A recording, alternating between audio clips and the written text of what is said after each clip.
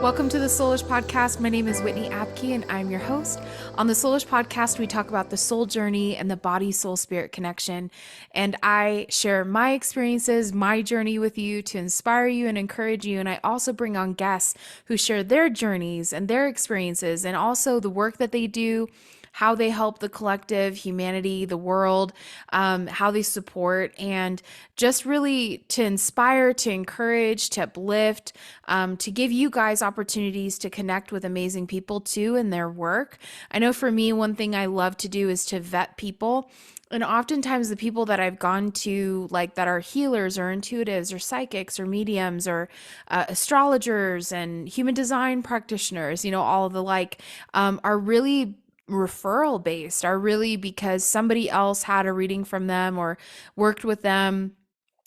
Even my chiropractor, I found my chiropractor through my brother, and that's who he was going to, and he just raved. And so I was like, well, I'm going. And it was the best decision I ever made. And so I love doing that. And part of having these guests on are because I've either worked with them or I've met them and had a conversation and feel really aligned with them, aligned with their work. And most of them, to be honest, become good friends. And so that's kind of how I met this guest for today's episode, is Randi Fargen. She is so cool, and we met through a mutual friend of mine here in Colorado, and she basically is an advisor through the Cultural Index, basically applied behavioral, sciences and assessment tool that actually helps business owners, CEOs, and even you on an individual level to understand how you work, and it really helps you to understand like what is in alignment for you as far as what you do and what your purpose is. And Randi is just so passionate about that kind of work. She has an incredible testimony and story of how she even navigated her way to this. She originally got her degree in engineering and was an engineer and realized that that was just not in alignment, not how she works. And that led her basically to be the president and engineering director of dynamic design. And she mastered the platinum rule: treat everyone the way they need to be treated. From there, she expanded her reach by starting her own consulting firm to work with business owners and leadership teams to help them better understand how to first align their people with purpose, and to second, how to communicate, manage, and motivate each person in ways that work for that person, for those individuals, which I think is so amazing. And this has been proven to increase happiness in the workplace, but also increases engagement, productivity, and retention, which is huge. Like even myself, I moved jobs like every 2 years because something was out of alignment, whether it was the work I was doing or it was the people and how they were managing me, how they were communicating with me. I mean, you all know how it is. It can feel very much like a clusterfuck. You're in, you're in this, cubicle, like land of cubes, and you just feel like an ant, grinding out data or whatever it is that you do. And it can be very unfulfilling if that isn't what is your, best expression or what makes you happy, what lights you up. Some people love data. Some people look at data and they can totally analyze it without any tools. Like they can just see a spreadsheet and they understand like where's the missing numbers, why is this off? They can immediately tell where that's coming from. Other people, not so much.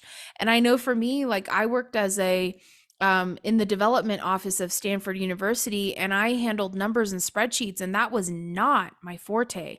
But I did it because I just needed a job. I just needed to pay rent, but that was not where I shined. And I could do it, I could pull through, but even myself, like I'll never forget when I broke out in hives because the director of the development office that I worked in walked up behind me and slapped a project and report on my desk needing to be fulfilled in an hour. And yet I had a mountain of work that I had to get through. And I had no idea how to even put that aside to handle the project. And it wasn't asked, like, do you have the capacity for this right now? It wasn't even asked. It didn't matter, you know? And I remember breaking out in hives. All of a sudden I started scratching my wrist and I looked down and I'm like, oh, that's a hive. And I'm like, oh my God. And then I lift up the rest of my sleeves and I'm like, oh my God, I have hives all over my body. All of a sudden, my legs started itching and all that. And literally, just the stress had surmounted so much that that's how my body was expressing the stress because there was nowhere else for the little stress to go. And that is no way to live, right? Like, that's no way to function in life. And Randi talks about her journey, and she had much more of like crazy like medical issues that she had to deal with, and had actually doctors scratch their heads going, whoa, like your blood work looks like you are, on the edge of death. You are looking at the exit door in this life, and your body's completely failing. Like all your organs are literally failing because you're just simply not doing what you should be doing, what you were created to do, how you were made to function.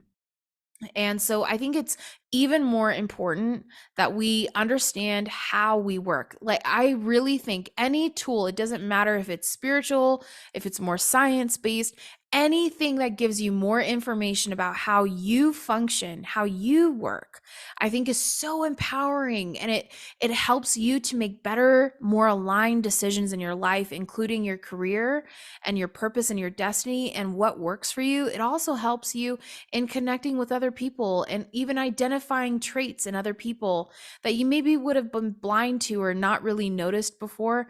Maybe you would have noticed like a reaction, but you wouldn't have understood maybe why it was happening or where it was coming from. And this tool is so cool, called Cultural Index. It really helps you understand yourself in such a deeper way. There wasn't one thing that Randi told me in her sharing of my assessment that wasn't in alignment. That wasn't like 100% me. I was like, yeah, absolutely. That is exactly how I feel. That is exactly how I function. And it was so affirming. And then even the things that she told me that I was like, oh, that totally makes sense. Like, I get it now. That's why I don't function that way, or, why that was so stressful, that job, I understood it because I was like, well, I have the ability to do it, but does that mean that it's actually a skill? That it actually flows out of me, effortlessly? No, it was not effortless. It took a lot.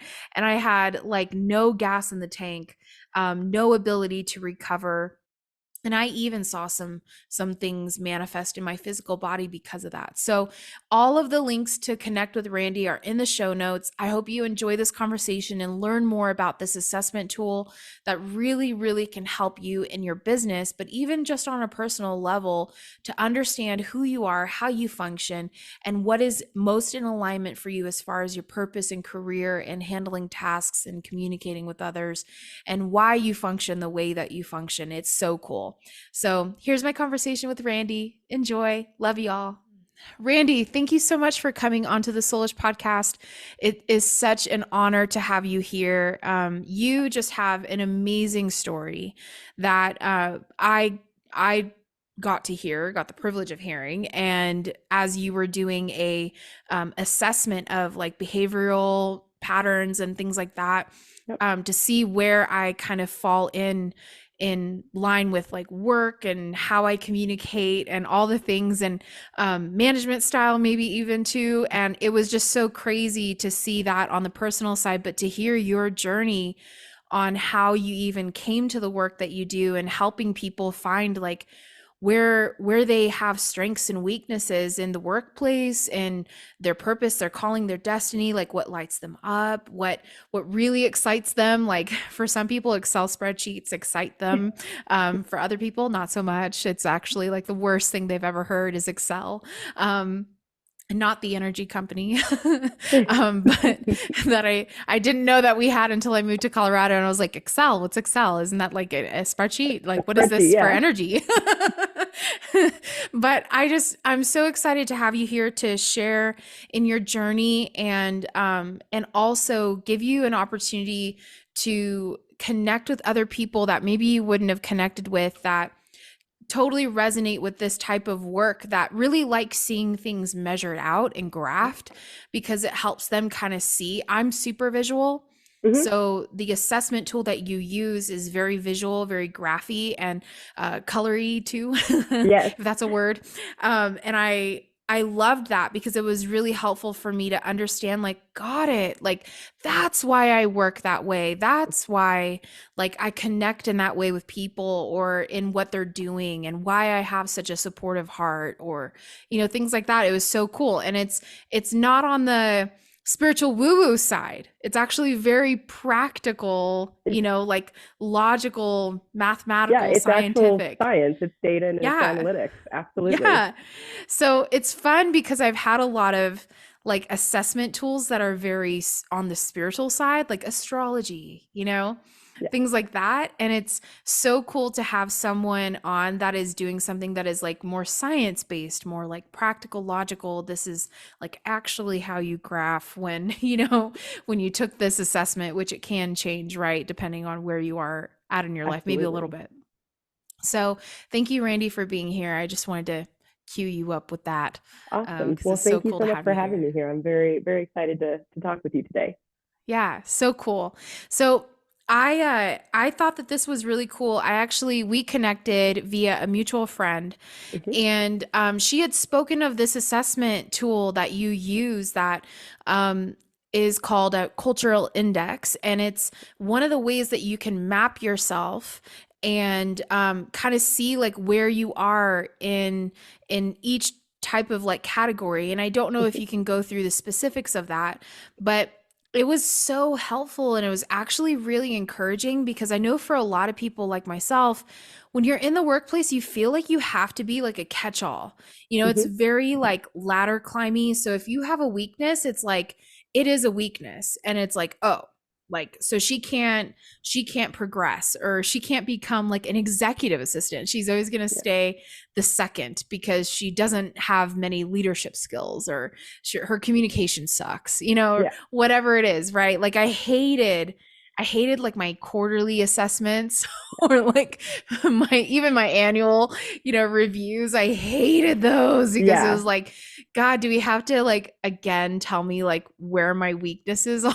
Which is what everybody focuses on, right? Like they don't go to the positive. They don't focus on the 95% that you're doing really well. They're going to go straight to the 5% that you're not doing well at this, so we need to work on it, which, everybody has shortcomings, everybody has strengths. So why are we focusing on the shortcomings?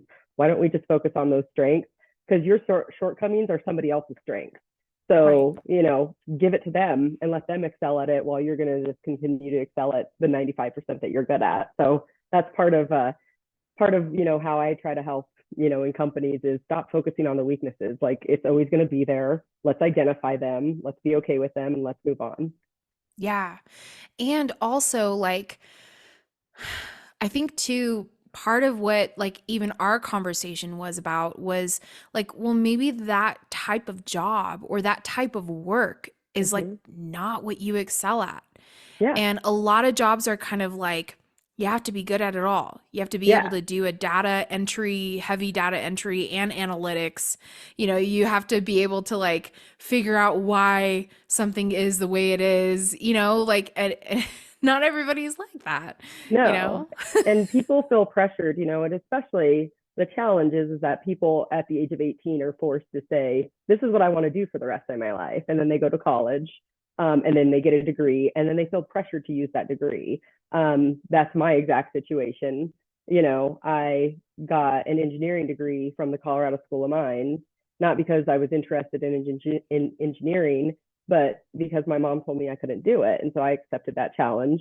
4 years later, had this engineering degree and had zero interest in engineering. But I spent all this money. This is what I quote unquote decided I wanted to do for life. Right.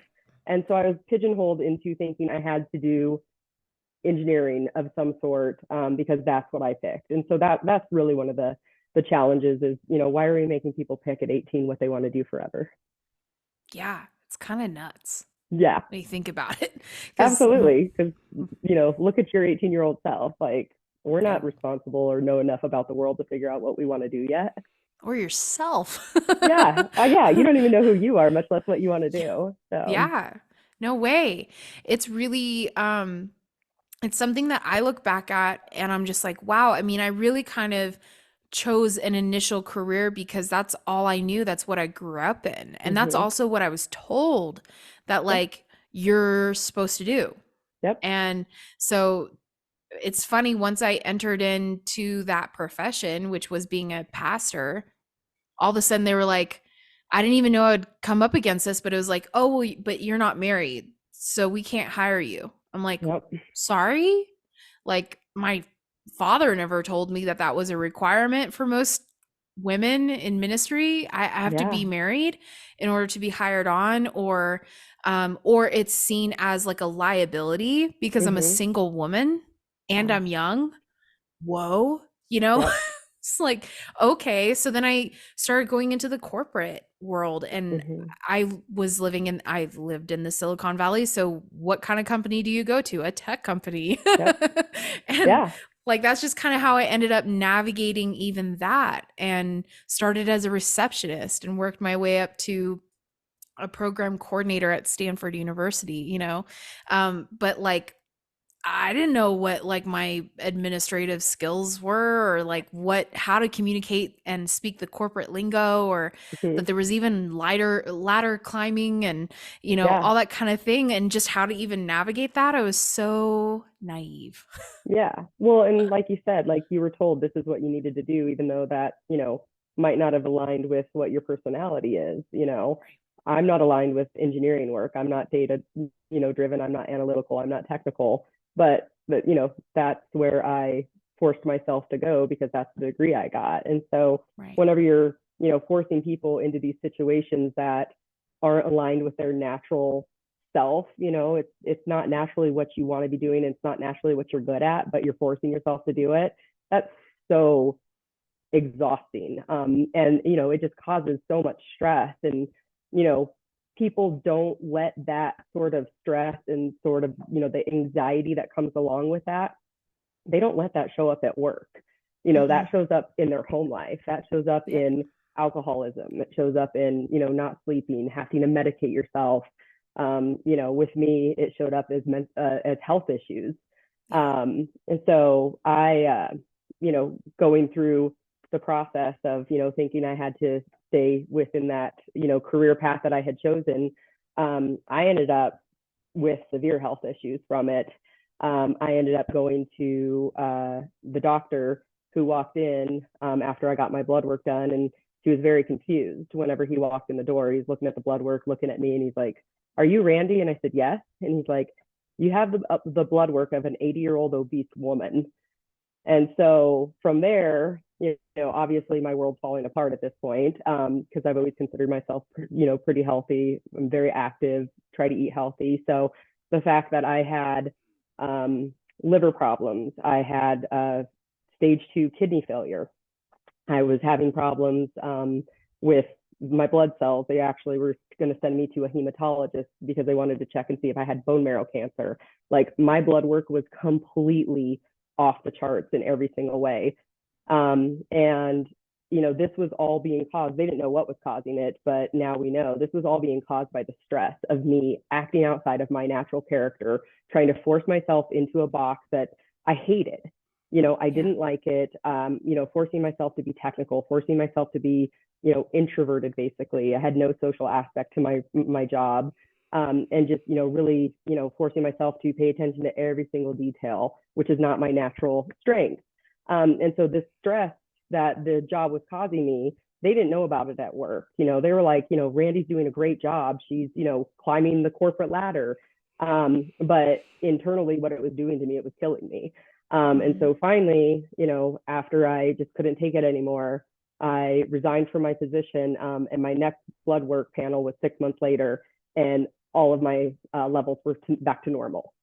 And so, I had a nephrologist that I was working with, and she took her glasses off and put them on the counter and started rubbing her eyes. And basically, she's just like, I've been doing this for 30 years and I can't explain what just happened, but you're no longer, you no longer have stage 2 renal disease.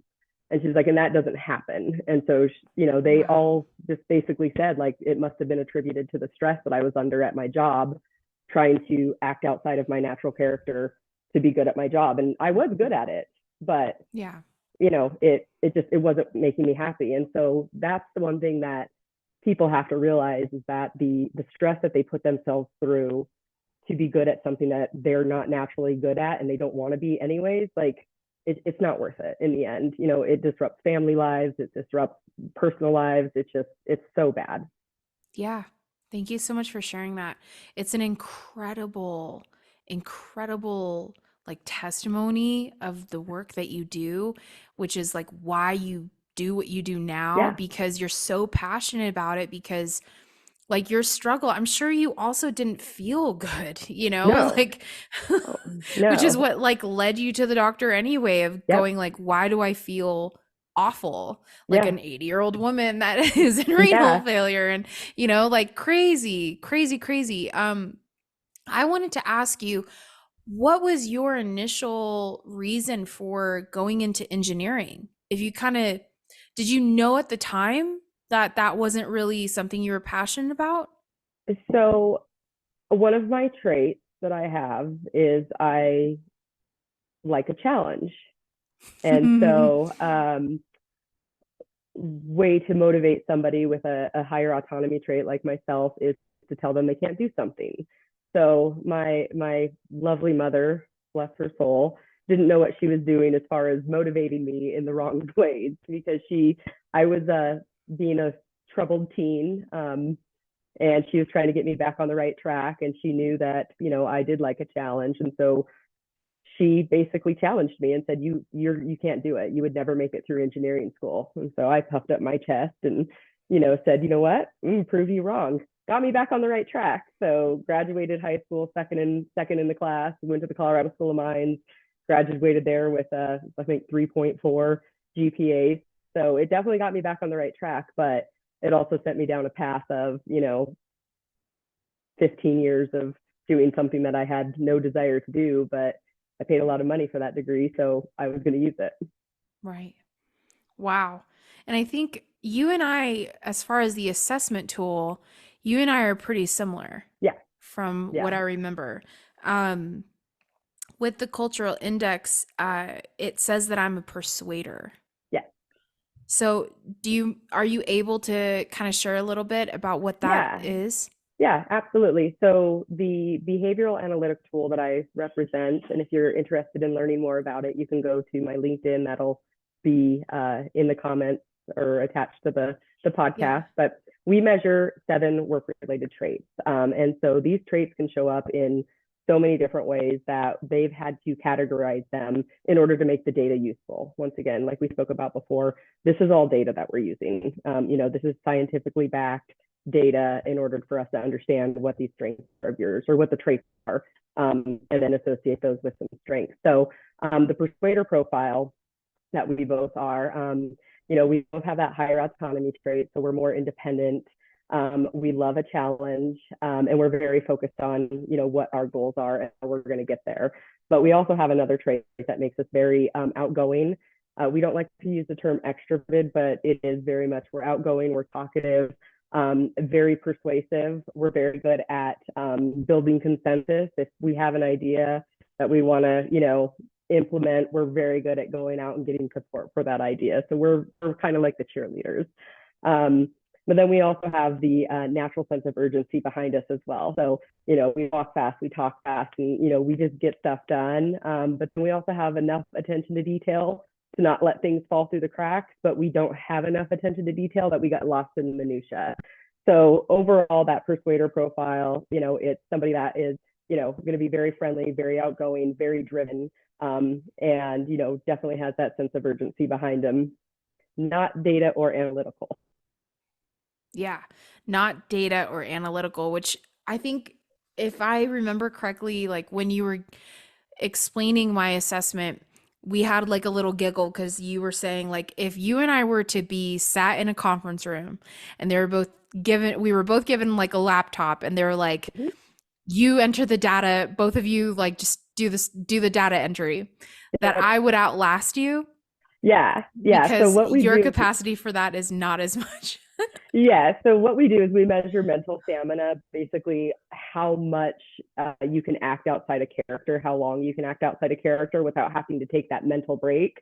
So your mental stamina is a lot higher than mine. So I would have had to, step away, take that mental break long before you would have had to. Yes. I thought that was so funny because I cringe at the thought of data entry Mm-hmm. too, but it made me realize like again, like with what your journey was, it kind of made me go, gosh, I really got to watch out for that. Like I really got to sit down with what I'm doing and if it's really lighting me up or not, Yeah, because I have more of a capacity to do something that I don't like, but that doesn't necessarily mean that it doesn't still translate as stress. Is that right? absolutely. Yeah, I mean, anybody can do anything. We call it behavior modification. So anybody can modify their behavior to accomplish whatever task, whatever goal they're trying to do. It's just how long are you going to be able to sustain that and still be effective? And so any behavior modifications, going back to that mental stamina, you only have so much mental stamina. And so if you're spending that subconsciously, if you're spending that modifying your behaviors, you're not spending it on productivity, basically. So yeah, you can definitely do it. It's just you're going to be less productive. We talk about everybody's strengths. Your strength is definitely, the relational equity. You build relational equity, you connect with people, you focus on the people. So you doing that, you're going to be able to do that for a lot longer without getting exhausted at all because it's what you're built to do. So you can still, yes, you can do the spreadsheet work. It's just you're going to get fatigued easier, quicker, and it's just you don't like it and you don't enjoy it. So that does cause, stress. Yeah. Where somebody would maybe not be as strong relationally, but they are able to handle Mm-hmm. data and Yeah. lots of points, and they're able to even remember it all. And My husband is he's a typical engineer. He's what we call a scholar profile. And he can literally do data and analytics all day, every day. What I do every day, talking to people, exhausts him just thinking about it. So if he doesn't have to talk to anybody and he can just work either with his machines or with his spreadsheets, he'd be happy as a clam if he never had to talk to anybody. So it's very much, there's a wide array of different people. We categorize them into 19 different patterns. Um, so less than 5% of the a little more than 5% of the population fall into each of those. So there's a 95% chance that you're talking to somebody that sees the world through a different prism than you do. right. Yeah, which Yeah. is so cool. And so cool to honor that. Like part of what people can discover when working with you is that like, oh, like I think you even mentioned it, like you and your husband are like total opposites. Mm-hmm. And like better understanding that has helped you in your relationship Oh, because you're yeah. able to honor him and he's able to honor you more and understand that like we were talking before, that your strengths are his weaknesses Mm-hmm. are your strengths. You guys Yep. complement each other, but it like empowers you both to I guess better understand how you work and why Yeah. you work the way you Yeah. work, right? And there's definitely opposites to all of these traits that we were talking about, and so each of those opposites, they complement each other very well, but then they also cause some conflict too. So really what it is, and especially whenever I'm working with business owners at that level, it's self-awareness. Like, how do I communicate? I'm a higher autonomy person, so I tend to under communicate because I see the world in a macro level. I don't see the world in a micro level. My husband's very micro, so he wants the details. I don't communicate that way. And so for us to be able to understand, Randy doesn't give me all the information because she's 30,000 feet up in the air and I'm 5,000 feet down here. And so it just gives us a better understanding. It gives me the self awareness of, what I'm doing, how I act, how I come off. It gives him the self awareness of the same in order for us to have a better understanding of each other to work together better. And so that's what we do with business owners is we help them, first with the self awareness. What are my traits? what are my tendencies? How does this come off? Like I said, 95% of the world views it through a different prism. Um, and so working with them on that self-awareness and the understanding, and then trickling that down through their team of what are your team strengths, and how do we empower your team? And that's really what it's about. Empowering your team, keeping them engaged, keeping them motivated, but in the ways that they need to. Not everybody's Yeah. motivated the same. Not everybody communicates the same. And so with the program, it really does teach, the executive level managers and then the frontline managers how to communicate, manage, and motivate their teams the way that they need to be. Yep. We use the analogy, you don't treat all your kids the same, so why would you treat all your employees the same? You Right. can't. Each person is an individual. And if you've had the privilege of being in a management position, it's your responsibility to learn your people and understand them. And so Yep. this is just a tool to help with that and bring data to it, because a lot of people, especially on the lower social ability level, like my husband, they don't like the people part of it, but they're still in these management roles. So this Yeah. puts data to it instead of having to do, touchy feely. This is data. This is how they need to be treated based on the data. And all of a sudden it's like, I can do this. It's data. I know how to, mobilize it. And so that's what the goal is learn your people, understand what their strengths are, stop focusing on their weaknesses, and manage, motivate, and communicate with them the way they need. Yeah, that's amazing. It's a game changer, honestly, Randy, because so many companies lose good people Yeah. because they're not able to communicate, they're not able to relate, they're not Mm-hmm. able to identify like where this person can be best utilized and Yeah. add value. And like, I think a lot of companies suffer because there's so much movement. Like, Yeah. most people move jobs every 2 years, Yeah. three Yeah. Every two years. to 3 years. Yeah. And one of the challenges, and it's, kind of an old school way of thinking that's starting to change. But it's really around the job crafting.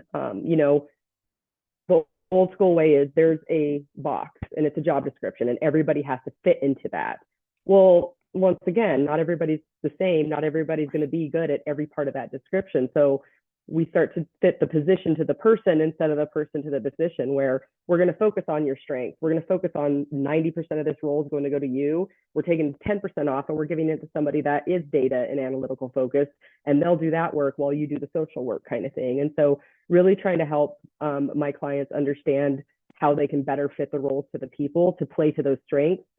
Because if you're doing what you like to do and you're good at it, you're going to be more engaged, Yeah. and if you're getting the communication that you need, you know, and the work style that you have, if everybody understands that, it's just going to make you feel better about working in general, because you're going to be more effective, you're going to be more efficient.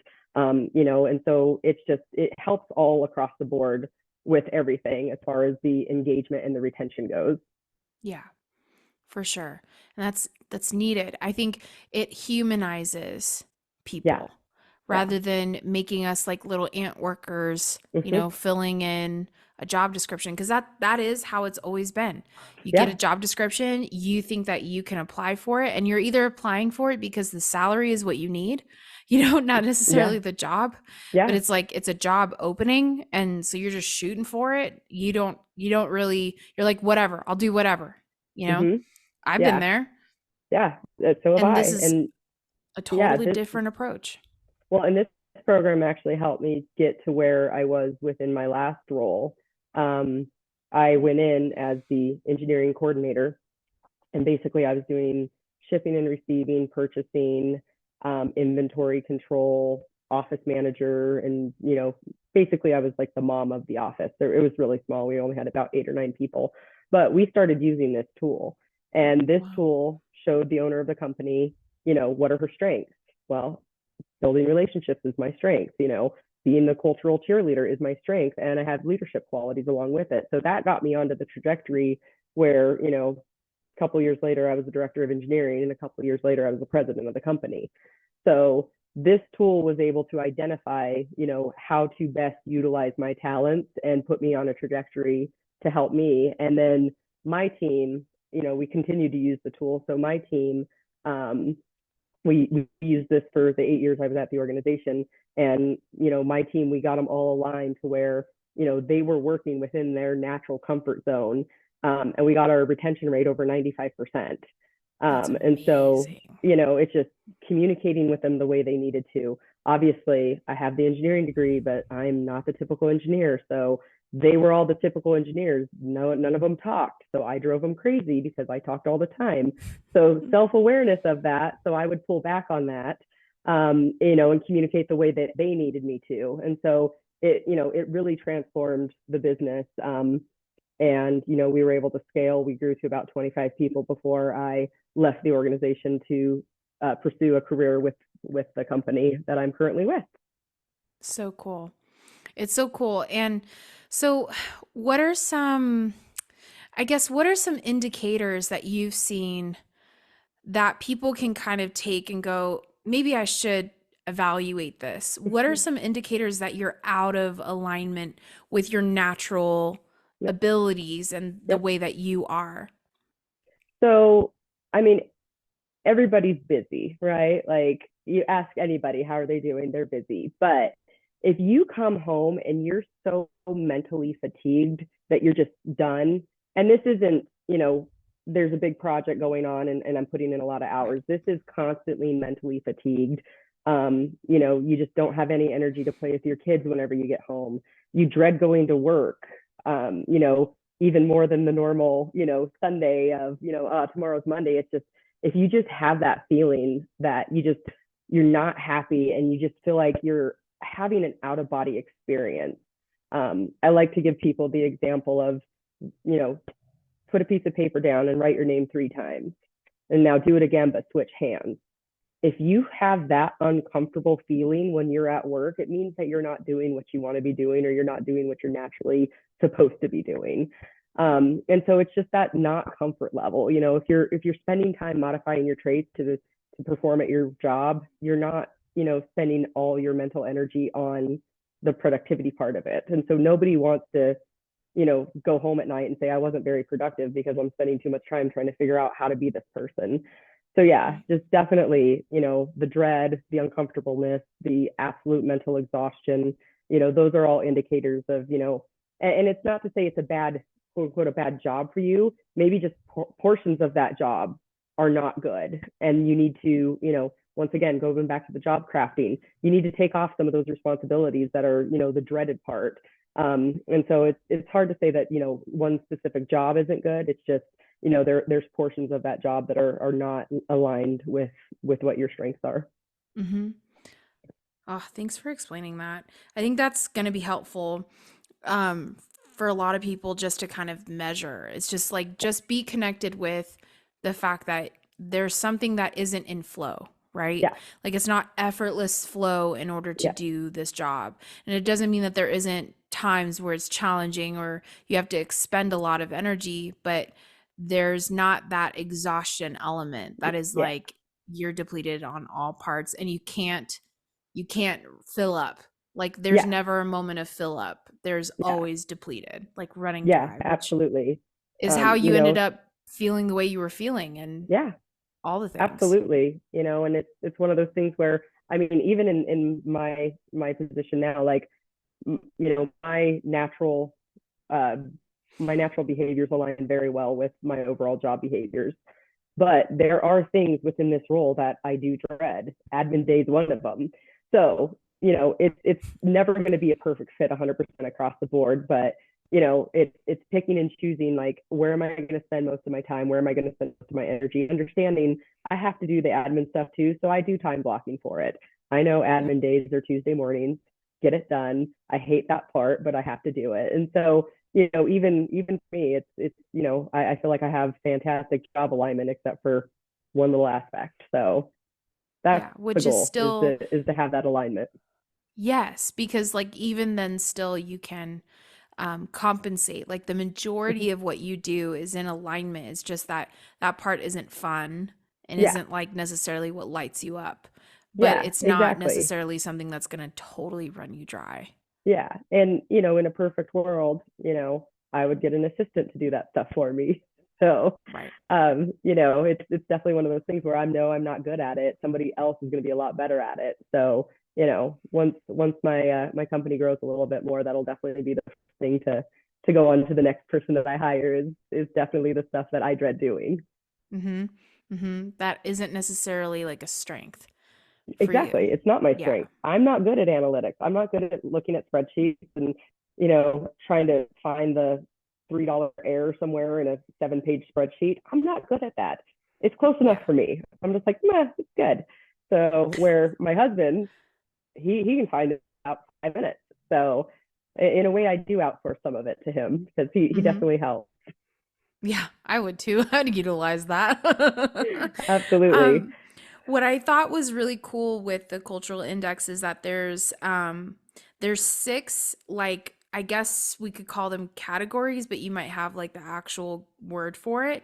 But it has like in the graph, it's six different colors of Hmm. dots Yeah. where you are measured to. And then it also has like, 0 to 10 Yep.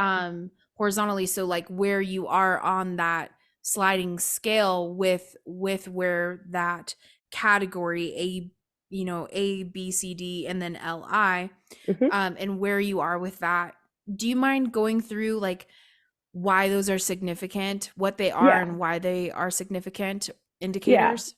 Absolutely. So the first four traits that we measure them on a sliding Six Sigma bell curve. And so one cool thing about the assessment tool that I use is it measures intensity of traits. And so, we have the autonomy trait as the first one that we measure. Well, me and you both have high autonomy, but my autonomy trait's a little bit further away from the line than yours, meaning it's a little bit more intense. But your social ability trait is further away from the line than mine, so that's more intense for you. So even though we have the same pattern, we are very different people based on the intensity of those traits. Um, and so the four traits that we measure on that bell curve are autonomy, social ability, patience, and conformity. And then the additional traits that we measure, we talked about the EU, the mental stamina, and then we measure logic and ingenuity as well. And so, we can look at each of those traits as an individual, but you really have to look at all of them as a group to understand because they all affect each other differently. Mm-hmm. And so that's why part of the program is an educational piece. Whenever I come on with clients, is we go through a 2-day workshop to learn how to read those traits, how to read the high and the low of each of those traits, what they mean, how to manage, motivate, and communicate to each of them. And then we go through and, learn how to read those as patterns and learn how, my A being in a different spot than your A affects me differently than it affects you. And so it really is, there's so many different nuances to this. We joke that it's getting an MBA in applied behavioral psychology because it's just so in depth, but that's the educational portion because I don't want to go in and just be a survey monkey for companies. That doesn't do anybody Right. any good. I give you a survey, I Right. tell you what your traits are, and then I hop off to the next one. That's not how Right. it works. And so part of the program is the educational piece where we teach your, top line managers, your executive team how to, we call it reading the dots, and then how to manage, motivate, and communicate with each of their employees. And then I also am part of the package as an executive consultant. So I do strategic consulting and it's a yearly retainer fee. And so unlimited consulting with me on any people questions. The goal is, the people aspect of businesses is the most expensive business problem. And Yep. so helping, prevent the turnover, helping prevent the bad Yep. hires, the amount of money that, those two alone Yeah. cause cost businesses, and that's directly to your bottom line. And so Yep. really helping from a strategic standpoint of how do we get the right team in place? How do we, get the right people in the right seats and give them the tools that they need to be successful in order for your business to grow like you want it to. Yeah. Wow. That's so cool. That's really awesome. Um, so people can find you on LinkedIn, which Yep. I'll have that in the show notes, Perfect. as well as they can just reach out to you directly, like via email. Yeah, yeah, and I'll give you all of my contact information to put in the show notes as well. We do have a website, but if you go to the website and because we do free team diagnostics, where we will do the survey on your entire team, and then we'll come in for an hour and a half and sit down with the business owner or the CEO, and we will go through and evaluate the entire team, what their strengths are, what some of their drawbacks might be, and then how they're aligned with their roles. And so that's all free.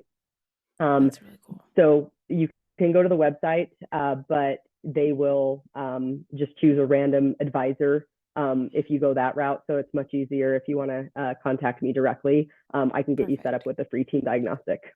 That's awesome. Yeah, we'll have all of that in the show notes for you guys, you business owners and CEOs and entrepreneurs out there that need this type of support. I think it's a high level and it's a low level, in the sense that it very much encompasses all parts of like the human individual, and helps you on like a broad scale as well as like the individual that is your employee, Yeah. and like how you can help like all parts of your business function at a higher rate of effectiveness and Yep. collaboration and all of those things is so important. I just know from being in an office, which I don't miss at all, but No. me being in my little cube and other people being in theirs, and like there's that feeling like you can be on the floor, with 20 people in cubes and feel completely isolated and alone and Mm-hmm. like, a grunt worker and undervalued and not paid enough. And like, it can be very stressful and feel also kind of demeaning. And Yeah. so to have a company where you may function in cubicles, but your people feel way more connected, Mm-hmm. interconnected, connected to the mission, connected to the purpose, the objective, Yep. um, all that stuff. And also taking down those barriers between roles, I think, too, is Mm-hmm. like this is one way that can be done, because instead of seeing someone as like, oh, that's the president and CEO, it's like they're untouchable. They're a Yeah. god, in the company, right?